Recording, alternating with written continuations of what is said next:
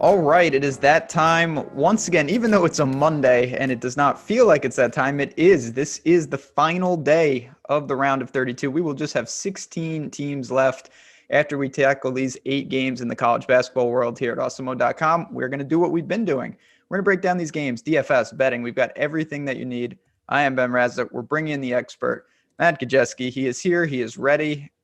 That's a question. You here? You're ready? You ready to Yeah, go? man. I accidentally woke up a little earlier than I was supposed to today. So I've been just hitting some props, looking deep into these games, man. I'm excited. Hold on. I'm not going to let that slide. Woke up a little earlier. So what does that mean? Like 2 a.m.? No, that's mainly a college football NFL season thing. Today I woke up at 4. Ah, yes, 4. So that makes a lot of sense. Well, you had a head start on me and all of society. But before we get in, Chad, it's good to see everyone. Got a lot to break down. I do want to ask you yesterday, we saw some big things. It was a good day for us. I'm going to victory lap that. You were really high on Baylor. I was really high on Oral Roberts. Both got the job done. But the big news was Loyola Chicago absolutely whooped Illinois. What did you make of that? How shocking was it to see that?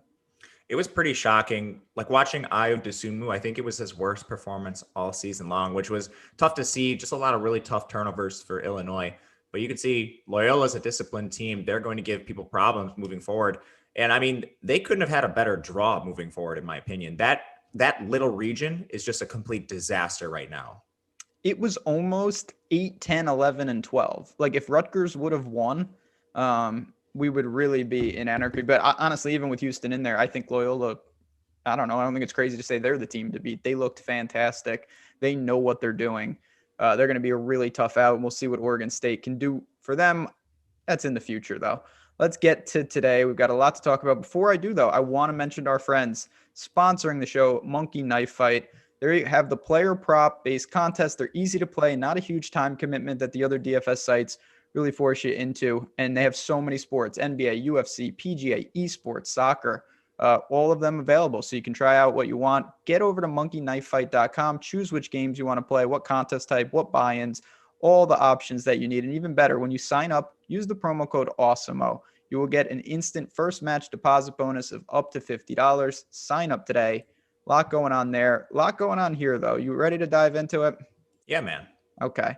First game up, we're starting from the top. Oklahoma, the 8 seed, 14-point underdogs to the Zags. That is a big spread for a second-round game, but it's hard not to say that it's warranted. So Oklahoma was able to, as you predicted, kind of just get by Missouri. They did what they needed to do. It was close, but it felt like they were in control. Now they have a massive test, though. So where are they at? Are they still missing a key piece in Harmon? I believe they are. He's going to be out. He's going to be out. So what can Reeves, Harkless, Manick, what can they do against this Gonzaga team? So we've seen Gonzaga play a couple closer games. I won't say they were really too close because they did pretty much beat up on teams like Iowa and BYU throughout the year. So they haven't been tested too much, at least in the non-conference play earlier this year. But it is still a decent test against Oklahoma. They're a good team. I think the stylistic teams that are really going to give Gonzaga trouble are teams that can also play at their pace, which isn't necessarily Oklahoma. They average 71.5 possessions per game, which is just north of the league average, just barely. So I'm not sure stylistically they suit up well against this Gonzaga team. And then losing Harmon, it's still important to this Oklahoma team overall. When you look at the players specifically, like I said, I mentioned the big three, but what I actually want to direct you to is more the value plays. They've got 2 guys, particularly with Gibson and with Williams in that backcourt that play, pretty sizable minutes, upwards in the 20s. Do you look there, or are you saying, you know what, on a team like this, I have to focus on one of the stars if I'm going to target someone?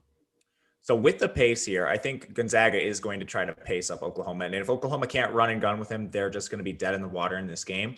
As far as players to look at, because of the COVID absence, they've narrowed their rotation a little bit. You're going to see Reeves, you're going to see Manick, and you're going to see Harkless play almost every single minute. I think Manick has the best price among these players. He's played at least 32 minutes in back-to-back games now. But interestingly, this is something I got wrong when Oklahoma played Missouri. I thought Umoja Gibson would step up into a 30-plus minute role like he did earlier in the season when Austin Reeves and Brady Manick had COVID themselves.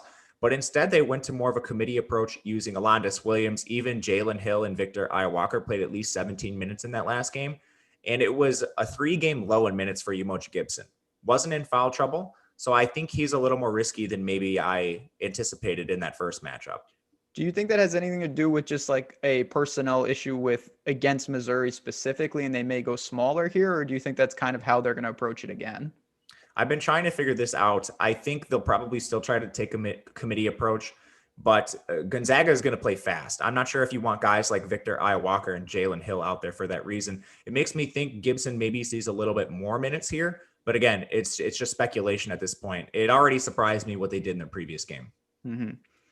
Well, they're going to have their hands full, and let's go to the other side. I mean, we didn't get to see much. Like I said, I think it was 4-2. Norfolk State, and then I looked and it was not 4-2. It was many points to far less. It ended up 98-55, but it honestly wasn't even that close.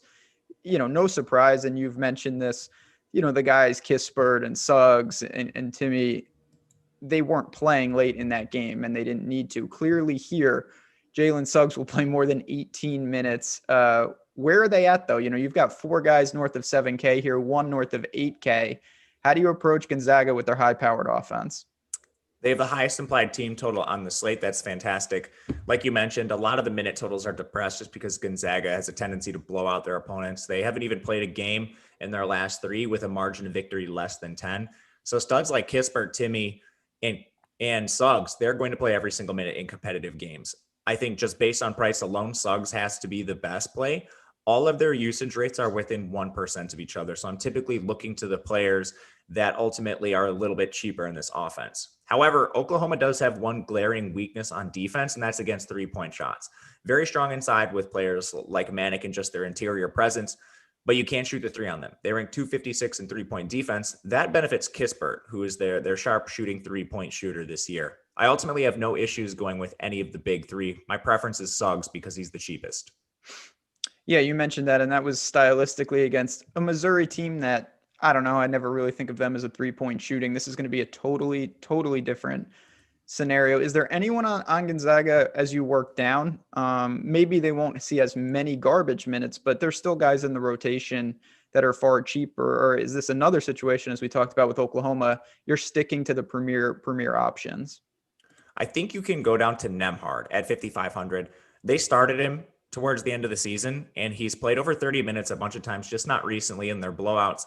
But even in their second most recent game, which was a 10-point game they ended up winning by, he played 40 minutes. He's going to be a peripheral player. Upside's not huge, but at the same time, he does have a big assist rate. It's 23%. I think you can play him with guys like Suggs, Timmy, and Kispert because of that assist rate. And then at the same time, he's just a cheaper attachment to this offense. So maybe in a big tournament, you could play someone like Nembhard and then take a contrarian stud rather than go Kispert, Timmy, and Suggs. But I think there's a decent chance I'll end up with Nembhard and then one of the big 3. It's going to be interesting. I don't think ultimately Gonzaga will be tested, and that's not a surprise. But let's move on to the second game. And before we do, friend of the show, Benjamin Riley with the super chat, had a good day yesterday with Baylor, Arkansas, and Oral Roberts. Glad to hear it, my man. So did we. We are very appreciative of that great name, obviously, sporting the Bens. We're going to try to keep it up today, but it could come to a screeching halt in this game. We've got the 13 seed Ohio Bobcats, fresh off the win against Virginia, 5.5-point dogs against the 5th seeded Creighton Blue Jays, 148.5 total. Oh boy. Here we go. Once again, you like them. I like them. We are going to talk Creighton in a second, but let's start with Ohio. Impressive win. I thought that if they did win that game against Virginia, we would see Jason Preston absolutely dominate. It's not to say that he had a bad game. He was extremely effective contributing across the board, but he didn't score a lot, and that was shocking to me. What do you make of this? It's a totally different team that they're playing in terms of pace. How does Ohio approach a game like this? Yeah, they can play more to their style. In the MAC, most of these teams are playing really fast. They're playing bad defense. Creighton has a solid defense, but Creighton also likes to play with a little bit of pace here. Ohio is the faster team, but this at least plays to more of how they would like the game to go. A little more up and down.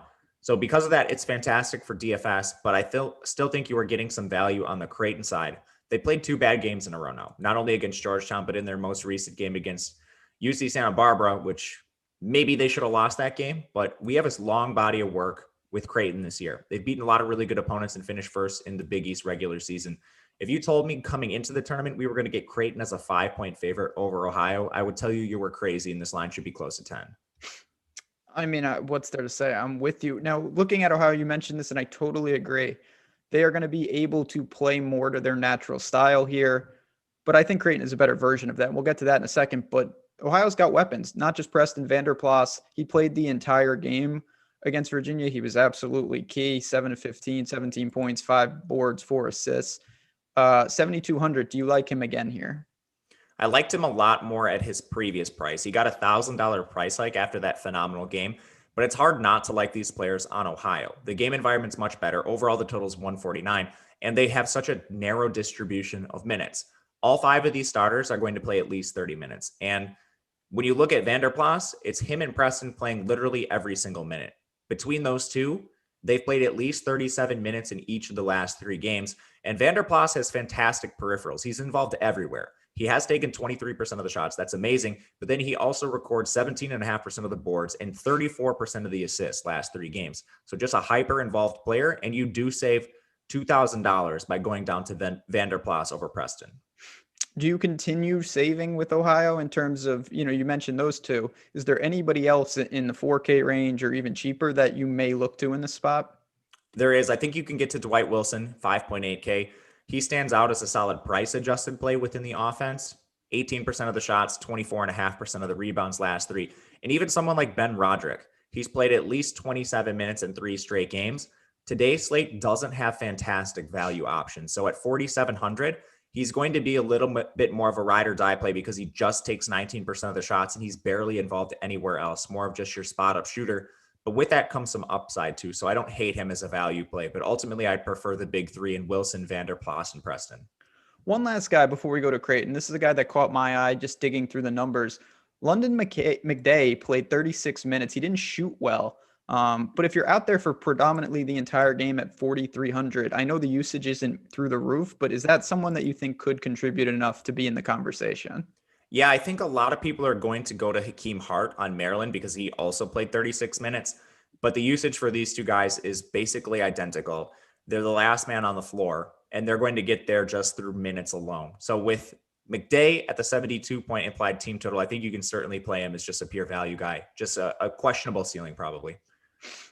On the other side, let's talk about Creighton.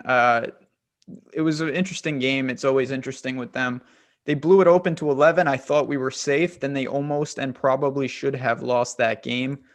I don't know what to make of this team. I'm not going to lie. It's a very frustrating team. I do think we see the best version of them today.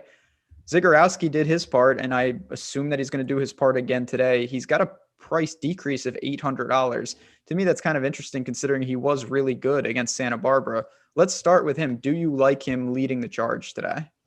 I do. He's playing every single minute. He has a fantastic usage rate. He's shooting the ball really well. He played 38 minutes in their last game, and not just that, but he's played 38 minutes in 2 of their last 3. I think there's a chance all of these Creighton players come in with lower ownership just based on the 2 duds they've put up in back-to-back games. But Zagorowski at this price in this matchup, definitely something you need to look at. Ohio ranks 207th on defense, and they're not good anywhere. So you could definitely beat this team with Zagorowski. You could maybe look to an ancillary prep play.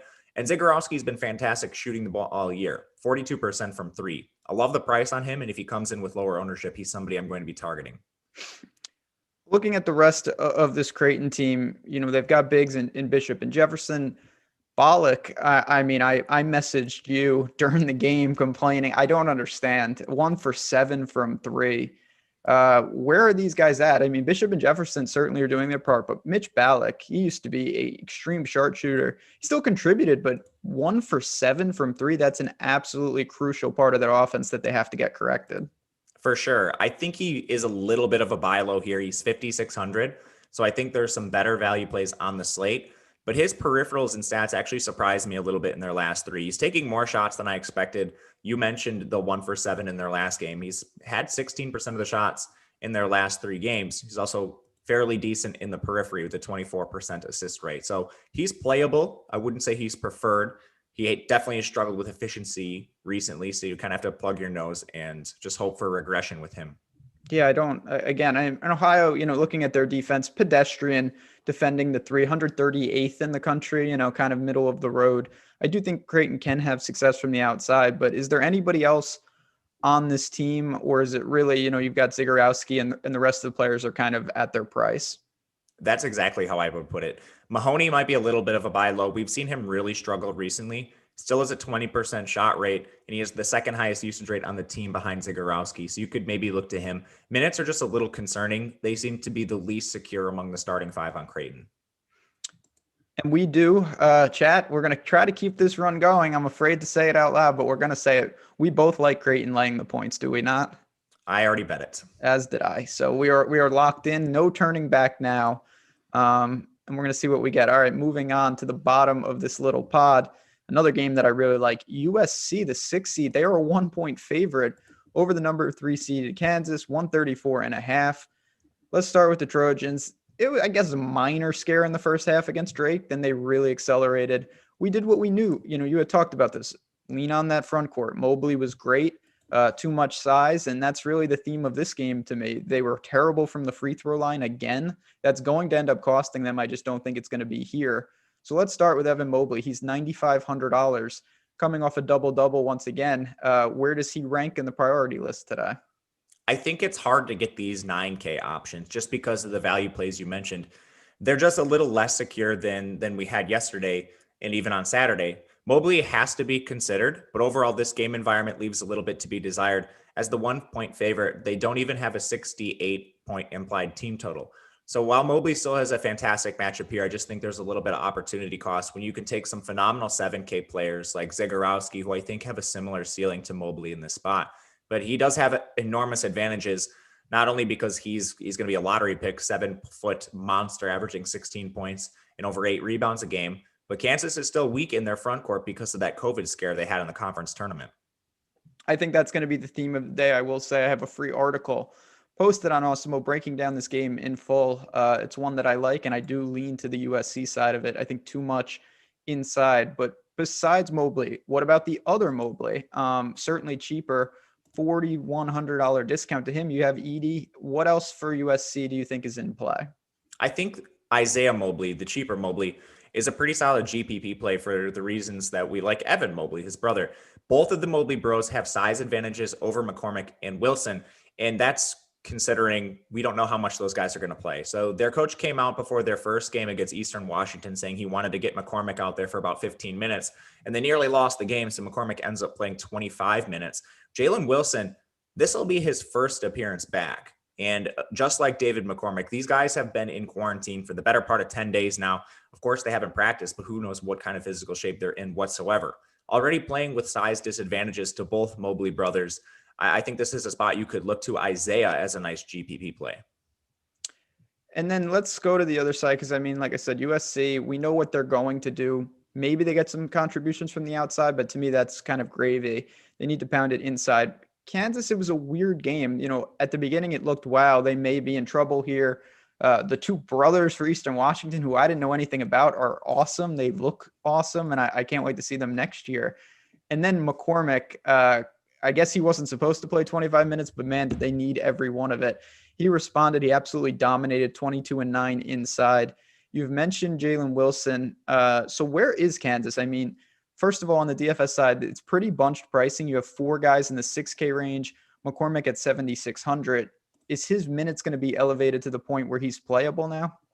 I don't think so. He's not really averaging a lot more than 25 minutes per game anyway, even prior to the COVID absence. So I think both McCormick and Wilson are risky here just because we don't know where their conditioning is. I'd say there's a little more safety with McCormick, but at the same time, you're playing an elevated price for him at 7,600 compared to Wilson at 68.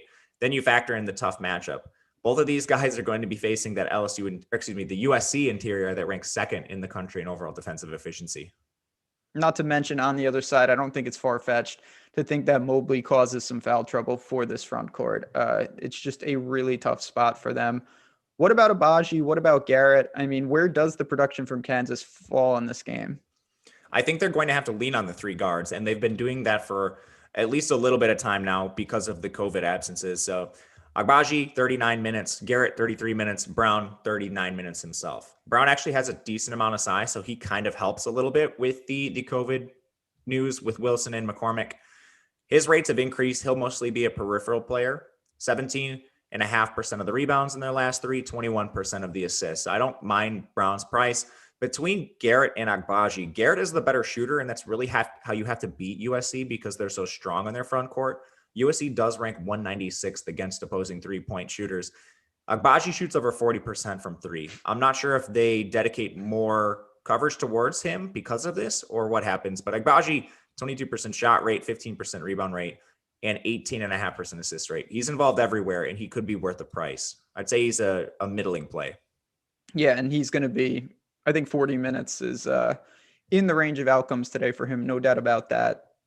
This has nothing to do with the slate, but I like to ask you random questions because you know these things. When Kansas started this year, I thought that Bryce Thompson was going to be like absolutely amazing. Was that real dumb to think, or did he just not pan out in this freshman year? I thought he was going to be more involved too, and he's basically locked into like 10 to 15 minutes a game. So the Kansas team has been a little interesting to follow all season long. I mean, there were other players I thought that would do better for this team as well. It just hasn't happened. No doubt about it. It's been weird, and I think the run ends today for Kansas. We did have a super chat, and we appreciate it. They were asking top parlay play Bama -5.5 and Michigan LSU over 148. I believe you like both of those, right? Yeah, I have both of them already. I also like USC too. Yeah. Bama's my favorite play of the day. We're in lockstep, by the way. What's that? I'm on USC too, so. Yeah, I think you can parlay either of those games. I like with Bama. Ohio, yeah. I mean, the two top tier guys, Preston and Vander, like certainly in play on the DFS side, but we both like Creighton in that game. All right, let's get to the last game on the top, and it's probably the weirdest game for an obvious reason. We've got Oregon and Iowa. When we look at this, the 7 seed taking on the 2, everything checks out. 5-point dogs for the Ducks, 148 total. But of course, Oregon didn't play. They won by forfeit over VCU with the COVID issues. And I guess the big question is, what does that really do on both sides of things? One, people who are maybe a little casual have not gotten a chance to see these guys. There's no stats for how they would have played the first round game. And then two, where are they at as a team? I mean, what do you do with a team that didn't get a chance to play in a tournament setting just a couple days ago? They came into the tournament as maybe the most underseeded team we have. And I know people are going to say that's Loyola now, but they haven't seen Oregon play. They're underseeded because they were without much of their starting five for a majority of the year. And fortunately, they've been able to get back everybody healthy. So now they have a fully healthy roster. They were on an absolute tear down the stretch before they ended up with an early loss in the Pac-12 tournament. And they're actually kind of a matchup nightmare here against Iowa. So this is a really good spot to target for DFS. The total sitting at 148. And you have a narrow distribution of minutes for the Ducks. And you have a couple studs in Iowa who you know will get the ball. And I just, speaking to Oregon, Dana Altman, one of my favorite coaches, I like the way that they play. They're very versatile. It's just a methodical type of lineup where they can throw a lot of different things at them. And I think we see that here. When you look, though, as underseeded as they may be and whatnot, to me, it's just a very hard team to prioritize usage. They have a lot of guys that can do a lot.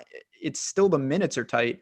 But do you have a priority in terms of who you think may get that usage, who may need to really step up for them to pull this upset? Yeah, so you bring up good points. Their usage and their minutes are distributed pretty evenly between them. They're tight, but there's not one usage monster on this Oregon team. For that reason, I typically like to pay down with them. In this spot against Iowa, I think you're really looking at the guys that shoot the three well. Fortunately, everybody on Oregon shoots the three at least 35% or better. And Iowa's defense ranks 229th against opposing three-pointers. So you get guys like Duarte, who is a buy low here. He's played a little bit worse of late, but for that reason, his price has fallen. He's down at 7,300. Conversely, you have Will Richardson. His price continues to increase, but he's been extremely involved, particularly in the periphery. And then a guy like Eric Williams just has an attractive price. He's been out there for at least 30 minutes in 3 straight games. Strong rebound rate and peripherals for Eric Williams. I think he's the cheapest guy you can play with confidence on Oregon. And like you mentioned, they're so versatile. All of them are between the heights of 6'5" and 6'6", literally every starter. They all shoot the three really well, so it's going to be an issue for Iowa defending all of them. And that's really where it's going to be. It's such an interesting game from that standpoint. It's going to be a lot of chess match kind of themes in that because they're versatile. But then the big question, as Chat just brought up, well, then which one of them is going to draw Garza? How are they going to try to stop him? Say what you want about Grand Canyon, but they had bigs. It wasn't that effective, but few are. I don't know exactly what Oregon is going to try to do here. At 9,700, how do you think he fares against this type of team? Yeah, so they run a zone on defense, which kind of mitigates some of those issues. But again, Garza is one of the best players in the country, Big Ten Player of the Year 2 times running now. I believe they're retiring his number. So if that's not enough, you can look at his rates. His usage rate is just absolutely incredible, north of 25%. He's taking almost 30% of the shots. Garza is just going to get his no matter what. For DFS, I think it comes down to if you can stomach his price. 9,700 on a slate where we don't have a lot of value is tough to get to. It's similar to the Jason Preston situation. I'm not sure if I'm getting Garza, and it's more of an opportunity cost thing. And then at the same time, you have players like Wieskamp, who's been incredibly evolved as well as of late too, and he saves you about $2,500 in DraftKings. Yeah, I mean, the opportunity course when you're paying almost 10K on an 8-game slate is immense. I worry about if Oregon can just stay in tune on the boards. That's probably my biggest concern. You did mention the mitigated scoring. I just don't know if they can hang there. What about the outside, the Bohannons of the world? Iowa loves to launch. They've got plenty of guys to do it. Or are you sticking really with the top 2 Hawkeyes? I think you can get to Bohannon. He's priced in a range where I'm comfortable with it. 5,900 on DraftKings, 58 on FanDuel. His usage rate is actually a little higher than Wieskamp's. It's just lately they've been putting Wieskamp out there for every single minute, and it's shown in his recent production. But Bohannon still has a 17% shot rate and 20% assist rate. So he's involved enough, and you're saving a little more than $1,000 going down from Wieskamp to him. So if you find yourself in this mid-range in salary, Bohannon's a solid way to attack this high team total with Iowa. Last guy, and then we'll shift to the bottom here. Frederick played north of 30 minutes, but again, he doesn't really do anything. Is even at a flat 4K, is that just a little thin? I think it is because there's players that are close to him in usage that you could get to. So Ludin McDay is more used pretty significantly than Frederick, and then Hakeem Hart on Maryland's even somebody I think I would prefer. I did not bet this game, and I don't plan to. I may look live depending on what I see. Did you make have a position before this one tips? I took Oregon with the points. Okay, getting 5. We'll see. That's going to be. You think they're live? I mean, I assume you do because it's only 5. You think they can knock them off? Yeah. So we've seen Iowa against some pretty bad teams recently. Grand Canyon gave them a little more of a scare. It wasn't really close, but I was surprised to see the margin of victory where it was. And Wisconsin's played them close twice down the stretch. And you know how I feel about that Wisconsin team. I've widely viewed Iowa as one of the most overrated teams heading into the tournament. Really, it was Iowa and Ohio State. The top end of that Big Ten is overrated. Yeah, I mean, I think we've seen that in the Pac-12 might be a juggernaut. I believe they are 7-0 now. We'll see. A lot of them are going to be tested today. The Sicilian one, appreciate that. Top plays of the day besides Bama. For me, it's USC. We just talked about this game. I think too much size with Mobley. 1 point. I think I'll gladly lay that. I think they beat Kansas. Those were the first 2 games I bet. You see, this is why we do this show, because we are one with the universe here. It could end horribly, but we're going to try. All right. 4 up, 4 more. Before we do, though, Chad, it's good to see everyone. I'm really excited to see these shows growing as the week goes on. If you can hit that like button, we appreciate it. But more importantly, subscribe to the channel. Hit that bell. You'll know when we go live. We've got a ton of content. Golf this week. There's 2 tournaments. Lawless. There's MMA. Certainly NBA every day. Baseball will be starting up. And you're going to see plenty of us. We will be doing the later rounds. Got you guys covered. This has been a great, great March Madness so far. We are going to try to keep that going. All right. Let's go to the East region here. This is the game. If I could only watch one game today, it would honestly probably be the Creighton game. But if I could only watch 2 games, this would be the second one. LSU, 5-point dogs going up against number 1 seed Michigan, 148 total. This is going to be close, in my opinion. This is going to be a good game. LSU, I was really impressed. Maybe I overrate St. Bonaventure, but they looked great. 15-point win. Cam Thomas and co are just phenomenal. So let's start with the Tigers here. We know what they do. You talked about it. They've got a lot of talented players, explosive athletes. The pricing is starting to separate, though. Cam Thomas is up to 8,300. Guy like Smart at 6,600. How do you approach that, and what do you think of LSU today? First of all, I don't believe you that this is your second favorite game on the day with some hot CBI action tonight. Well, But okay, yeah, that's a fair point. Bellarmine and Army are playing. That's underground though. You have to install a virus on your computer to watch games like that because you can only find them on non-accredited sites. Let me tell you. it's true. But you're Continue. spot on. This LSU team, they've narrowed their rotation and they have 3 usage monsters: Cam Thomas, Trendon Watford, and Javante Smart. So Michigan, they're very strong on the interior with their defense. Franz Wagner, Hunter Dickinson, they're going to give this interior offense for LSU some problems. I think that primarily affects Darius Days. I think Trendon Watford can score from all over the court, so I wouldn't be as worried about Watford. But you still have the best matchup coming for your shooters in Cam Thomas and Javante Smart. Cam Thomas takes a ton of threes. He's shooting 27% of the shots of late, also a little bit involved in the periphery. If you want to pay up for Cam Thomas, he is a good matchup, and their team total is still fine. It's just 5-point dogs in a game that has a 148 total. But I like saving with Javante Smart at 6,600. Smart has been far more involved than people give him credit for down the stretch here. In the early season, he did cede a lot of usage to Thomas and Watford, but recently he's played at least 31 minutes in 3 straight. He's taking over 21% of the shots, over 34% of the assists, and even 15% of the boards. Smart has slowly seen his price jump up, but he's at 6,600, which is still a very affordable price tag to pay for him. And then I think Watford's viable in a contrarian aspect, just because I think people will try to get to either Smart or Thomas, given that Michigan's strong in the interior.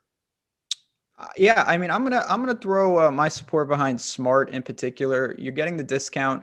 I think he matches up best here. Certainly, he can get hot from behind the arc. And listen, Cam Thomas can score from everywhere. I'm not taking anything away. If he goes out and gets hot from behind the arc, he could have a huge game. The one thing I'll say though, he has a tendency at times, and this is a good thing, credit to him, to live at the line. Gets a lot of free throws. Michigan is really good. One of the top teams in not fouling. Only 15 fouls a game. That's top 25 in the entire country. If they can keep him off the line and make him have to shoot from the field, I'm not sure he'll be efficient enough to pay off 8,300. Whereas Javante Smart, much more live to do that, in my opinion. LSU is just a good team, though. They know what they're doing. You've mentioned the top guys. Is there anybody, the pricing falls off a cliff after days. Is there anyone down there that is even remotely viable? Yeah, they started using Andre Hyatt over 30 minutes a game. He's not going to be the most used player. He's played 31 and 32 minutes in back-to-back spots, but he scored 8 and 13 points in that span. Pretty decent peripherals, and he's a solid rebounder for this team. So I think he gives you a good floor, and he's sort of in this McDay and Hakeem Hart mold where he's just a cheaper attachment to a team with a really good offense, but he plays a lot of minutes, and one of these guys is going to pop. I think this could be a big key to the slate, is getting the value play correct. On the other side, so Michigan, I'm not high on them, as I think a lot of people aren't. I don't read too much into the sluggishness against Texas Southern. The game wasn't, close by any stretch. They just didn't look razor sharp, and now they'll have a chance to kind of right that. The biggest problem was shocking to see.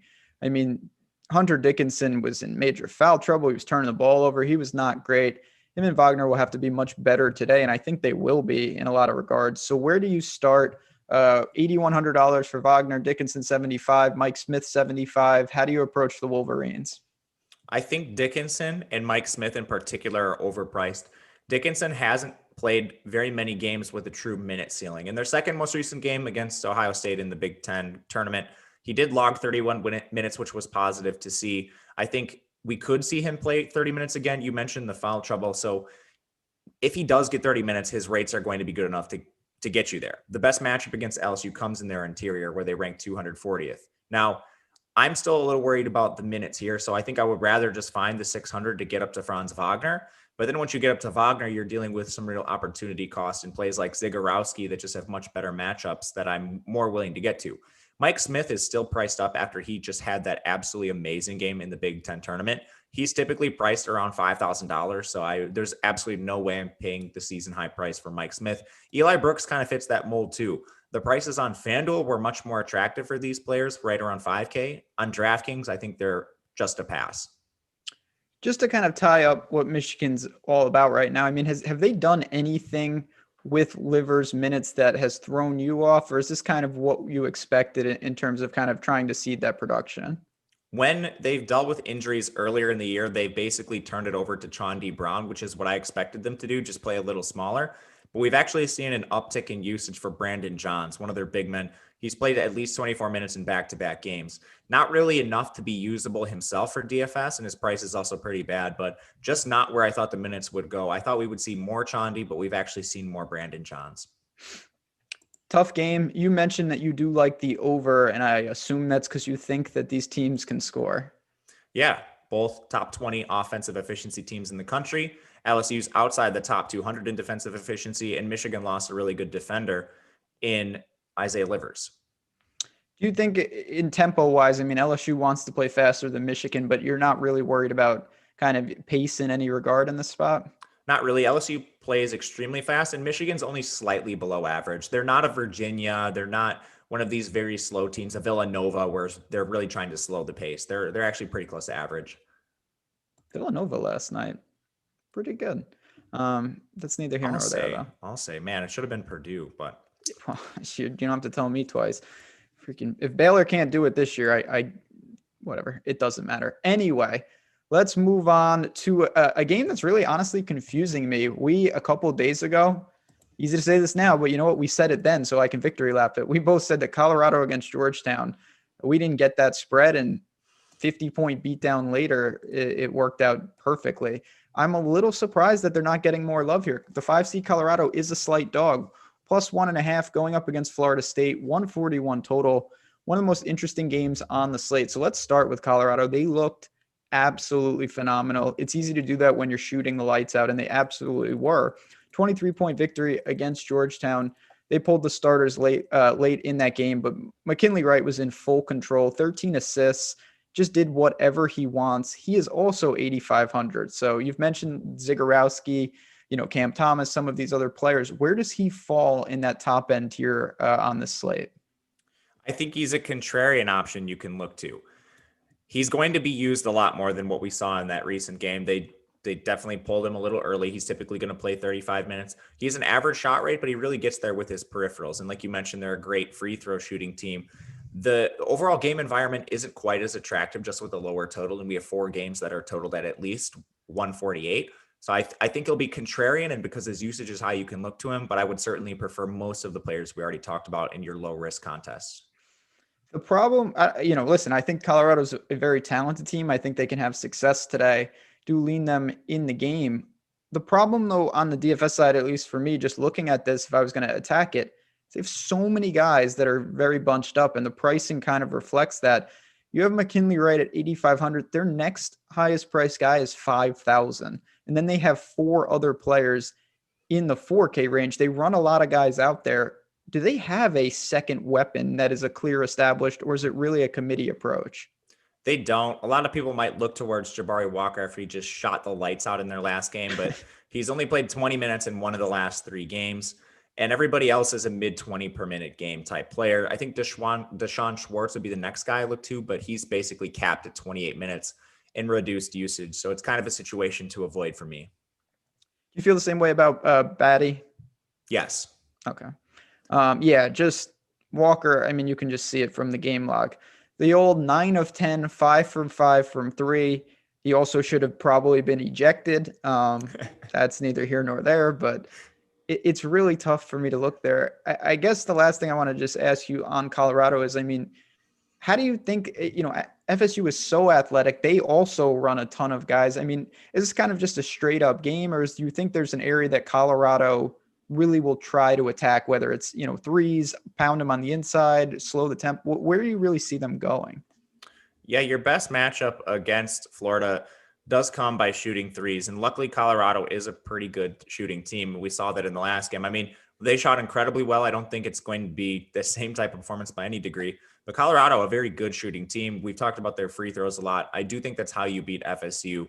And I do think they can do it today. FSU is a team that has struggled a lot with turnovers recently. And against a team like Colorado, that's not something I really want to approach. Yeah, I mean, I'm with you. I thought that Colorado would be a slight favorite. And it's not just, I mean, ultimately, Florida State won by 10 against UNCG, but I thought they would really clamp down. And that game was closer than it looked. Isaiah Miller did enough to keep them in it. And I just wasn't impressed. Raekwon Gray and co, they've got talent. no doubt about it, but so many guys. Where do you start with a team? No one over 7,000 in the pricing, but man, I don't know exactly who would stand out either. None of them stand out. You just can't guarantee minute consistency for anybody. Luckily, their prices fell, so you might be able to take a GPP approach with one of them. Like a Scotty Barnes has the best usage rate. He fell below 6K, which is a fair price, but we're talking about an 8-game slate, so I don't think you need to do this. MJ Walker's minutes are semi-consistent, and then you have a guy like Anthony Polite who's played 30 minutes in back-to-back games, but you could literally see this switch at any time. They're all very risky for that reason. But I assume, on the flip side of that, when you're talking about large field GPPs, there is production up for grabs. And if you get the right guy, certainly the upside is there. Question Yeah, mark? that's exactly it. What about this big dude? First of all, his name is Balsa. I got to respect that. Do you think he can have major success on the interior? Can he stay out of foul trouble? The minutes are going to be in the mid 20s, it looks like. Where does he fall at 6,500? He's basically just being a rebounder for them right now. He's taking more shots. His shot rate's up 10% last three compared to his season average. So he's a screaming regression risk, in my opinion. And his price is 6,500. With Barnes and Walker and even Anthony Polite below 6K, I don't think you need to take the risk with Balsa up there. Yeah, and Chet just pointed this out. Certainly an anomaly on both sides, but Florida State won and they didn't even make a three. Colorado made 16. So if we get that type, if you give me 48 points, spot me 48 points, I think the Buffaloes will be just fine today. Anything else from this one? I think it's a pretty close competitive game. I do lean Colorado if I had to take a position, though. Me too. And again, like Colorado's a fantastic three-point shooting team. I know they shot extremely well in their last game, but they're 25th in the country in three-point percentage. So this team is very, very good at shooting threes. That's Florida State's weakness. Colorado does hold some advantages here. Yeah, and they have their point guard, McKinley Wright, is to me one of the most underrated players in the country. He is unbelievable. The price is that notwithstanding, he knows what he's doing and he will have them ready today. All right, here we go. I'm so glad I get to talk about this team more than once, and hopefully it'll be next week as well. Not UCLA, no one cares about them. The 11 seed, they are a 5-point favorite. The 14 seed, Abilene Christian. My boys got it done against Texas, 133.5. So clearly they are the underdog once again. UCLA, listen, Pac-12, they've looked good. They got past Michigan State in a kind of a weird game. Don't know what to make of that, but they looked very impressive against BYU, who I think you thought was overrated. I thought was underrated. Shocker that you got that one right. I got that one wrong. But now we see what they're made of against a different type of team. Where are they at, though, with UCLA? Two guys at 7 and 7,400. We've got a couple games in the tournament already for them. So how do you feel about the Bruins? I thought they were an underrated team heading in. They just struggled on the stretch a little bit. They seem to really be missing Jalen Hill, and they've kind of righted that ship a little bit since then. But UCLA is a different stylistic matchup than what we saw Texas. So Texas, very strong in the front court with Kai Jones and Greg Brown and Jericho Sims. UCLA is now playing much shorter because Jalen Hill's gone. UCLA is also a different kind of team. Texas, they really struggled with their guard play. They were one of the worst teams with offensive turnovers in the country. And now you get a UCLA team that ranks 41st. So a team that's pretty good at taking care of the ball. And they're a much different stylistic matchup for Abilene Christian, which is, I think, going to give them problems overall in this game. Absolutely. That was one of the things that I was really honing in on. Texas was 267th in the country in turnover percentage per possession, north of 20%. And as we know, Abilene Christian is first in the entire country at forcing those. UCLA is way better. You mentioned this, 41st. That is a huge jump, and it's because of that backcourt strength. It's not to say that Abilene Christian won't have some success turning them over, but are we going to see 20 to 25 turnovers like we did with Texas? I would say no. That's going to put extra pressure on the Wildcats to manufacture offense. But before we go there, with UCLA, I mean, how do you approach the slate? It's going to be an ugly, grinded-out type game. Do you find yourself looking to these mid-range plays, or do you think it's just a status of they probably get it done, but that doesn't mean they're good DFS plays? They're priced up a little bit here, and it's a game environment I think that leaves a lot to be desired on this particular slate with a 133 total. UCLA already tries to play slow, and Abilene Christian is very good on defense. I think this is another situation where you just look down in pricing. So Jaquez and Juzang both at 7K. There's just flat out better options. They're priced right in the same round as a guy like Zagorowski. So I don't think you need to go there. Jules Bernard's a little less involved with Juzang fully healthy, and he played 39 minutes. So it looks like we've got Juzang in his normal role. From there, Tiger Campbell's 5,400. He's mostly a peripheral player. His best asset is his 45% assist rate last three, but he's still taking 15% of the shots, which is modest here. He's over a 30-minute per game type player. They're ball handler. I think you could play Tiger as a GPP option in the mid-price range. Anybody else? Cody Riley, just not enough minutes there to really justify it. Exactly. Yeah. On the other side, so like I said, Abilene Christian, they won that game by doing what they do. They forced Texas into a ton of turnovers.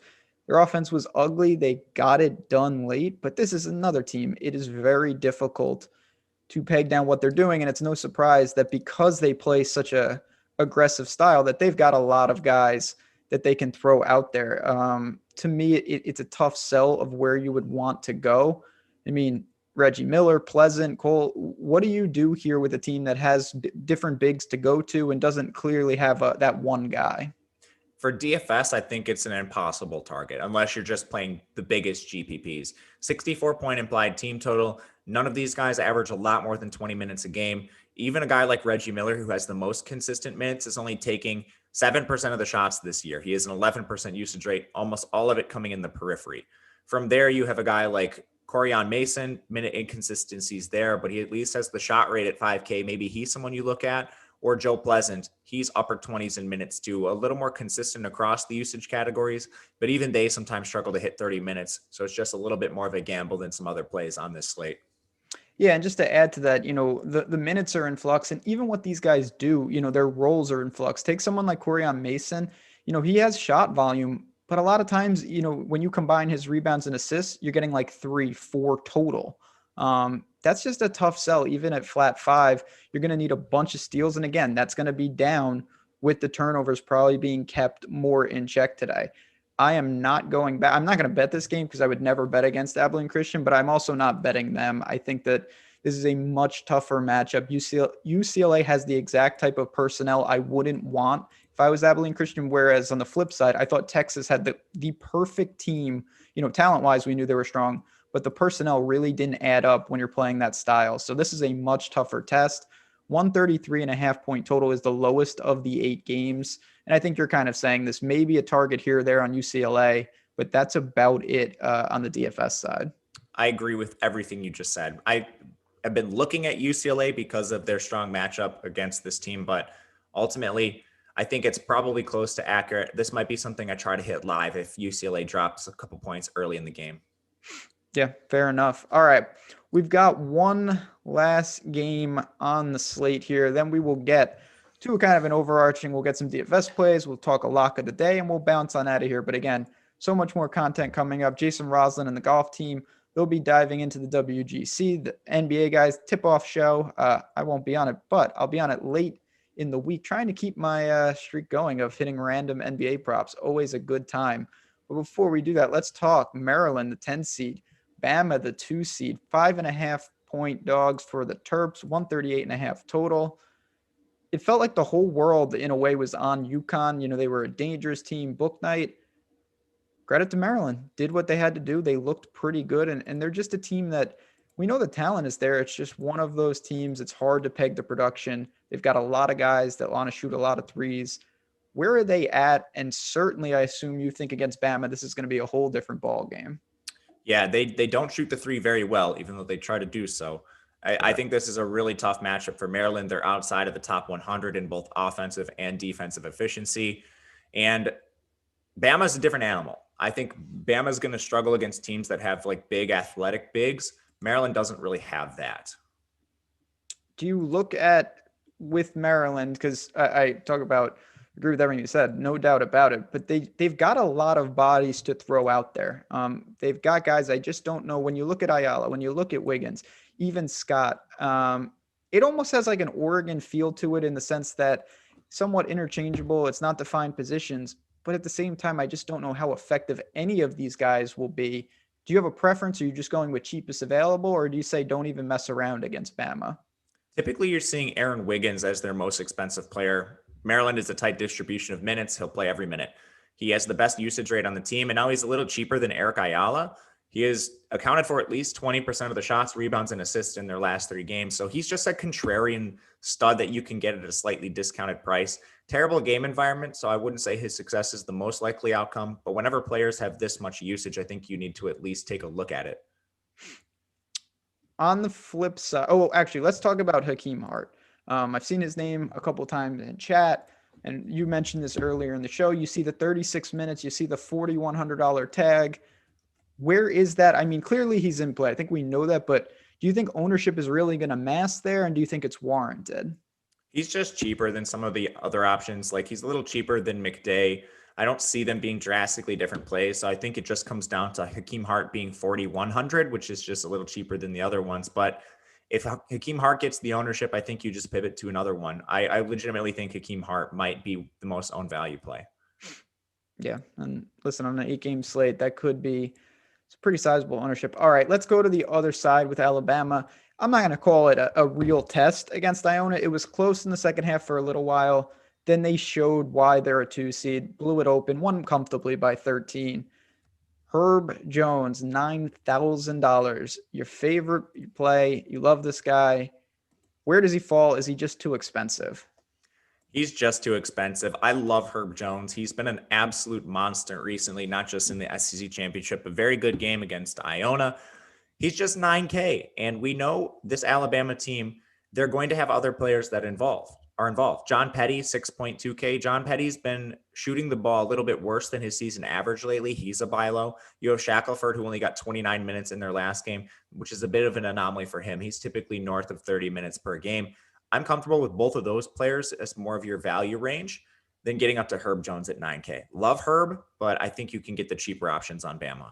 Yeah, I'm going to throw my support behind Petty as well. 3 of 13, 1 of 5 from 3.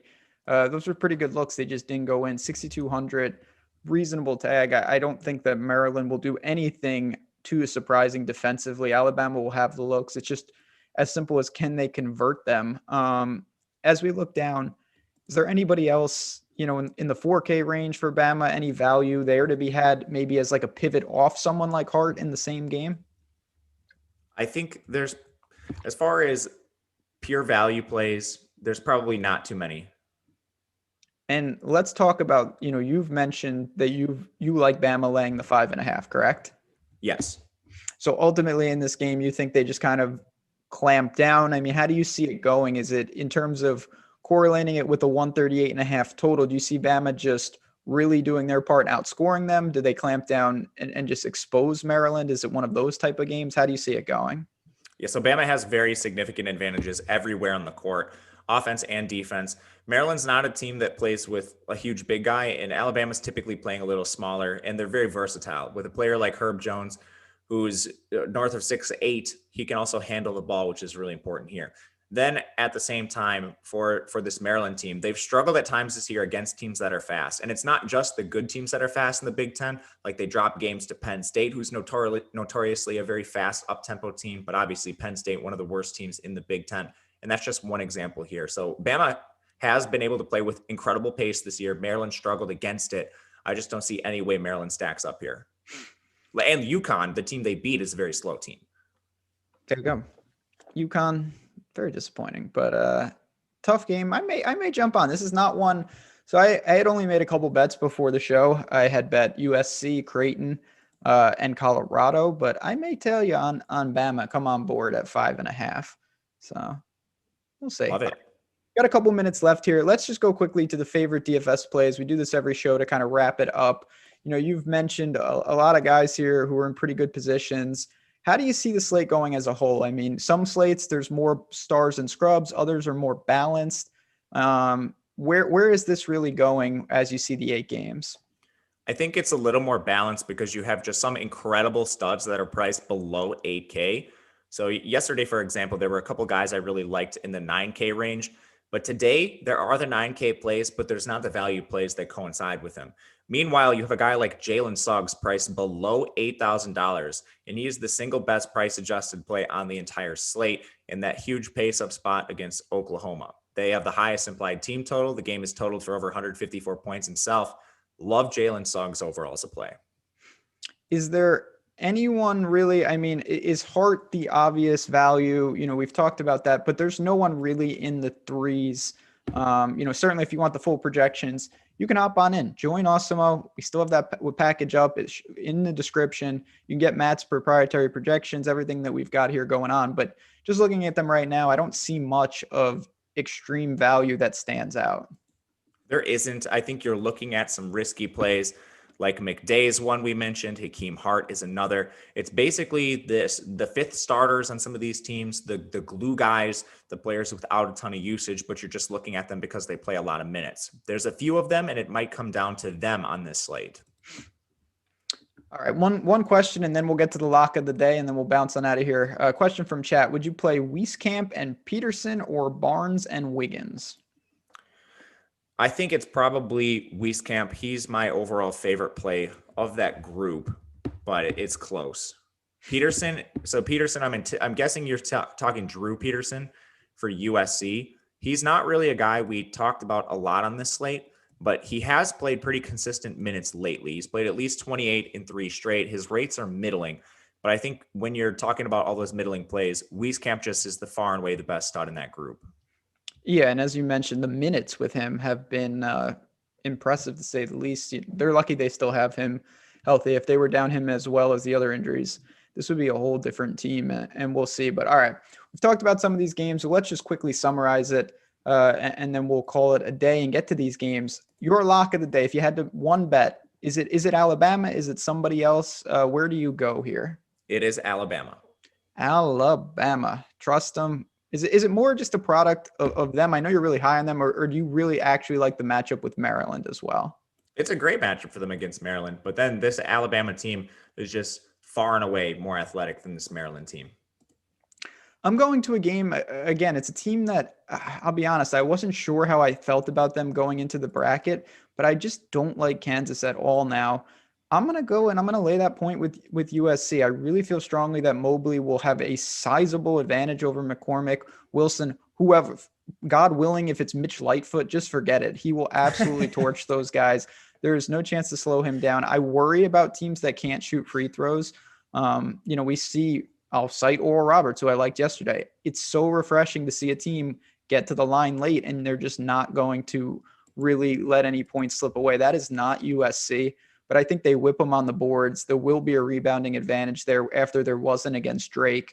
They will do enough here as a slight favorite to kind of get that job done and survive at advance. So to wrap this up, the games next week are Saturday, Sunday, Monday, Tuesday. Why? Nobody knows, but that's just the world we live in. So you will be seeing us then. We will be talking Sweet 16 and Elite 8, no doubt about it. If you have any questions, though, find us on Twitter at Matt_Gajewski, at JazzRazDFS, and get in Slack. We would love to have you guys as part of the community, whether it's a weekly pass, whether you buy the package, whether you buy multi-sport for a month. We'd love to have you. It's certainly worth it. We feel strongly. If you have any questions, you let us know. But good luck today, everyone. Hit that like button on your way out. Thanks again to Matt for hopping on with me, having some fun, and we will talk to you guys soon.